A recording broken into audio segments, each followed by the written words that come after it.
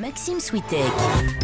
Corrigeons, vue du net avec Guy Birenbaum. On part au Brésil ce matin avec vous. Guy, là-bas, une école propose donc une méthode originale pour apprendre l'anglais aux petits Brésiliens. On leur fait corriger les tweets de leurs stars favorites. Et oui, c'est le blog Brick Browser du Monde qui m'a fait découvrir cette idée assez géniale qui nous vient donc du Brésil et qui a été lancée par Andrea Banea, la coordinatrice de Red Balloon, une des plus importantes écoles d'anglais pour enfants au Brésil. Alors ça a l'air pas mal parce que c'est à la fois ludique et pédagogique. Alors, toutes les stars du monde, sauf Julie, sont désormais sur Twitter.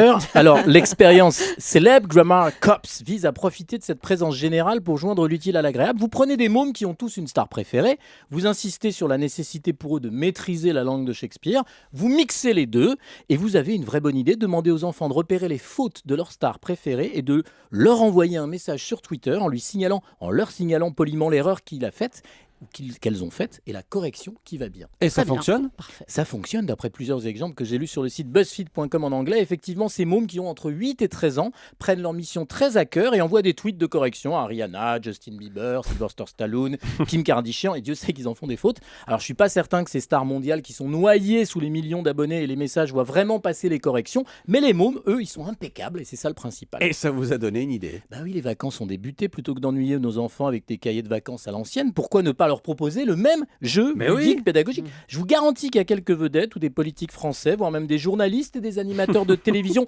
voire de radio, dont l'orthographe laisse à désirer sur Twitter. Alors il y a de quoi faire. Proposez le jeu à vos enfants. J'ai les noms. Des noms. Mais je vais pas balancer comme ça. Je suis pas une balance, Maxime. Mais Julie ferait ça très bien aussi. Non, mais c'est le coup des 140 signes. Si on limite le nombre de signes, on a tendance à écrire d'une manière phonétique. Et c'est le coup du téléphone aussi qui fait des fautes. Faut jamais oublier que les téléphones font des fautes quand ils veulent nous corriger. Ah, les correcteurs automatiques, c'est l'enfer. Faut toujours relire un SMS avant de l'envoyer. Absolument. Merci Guy Birenbaum. C'était Vue du net sur Europe 1.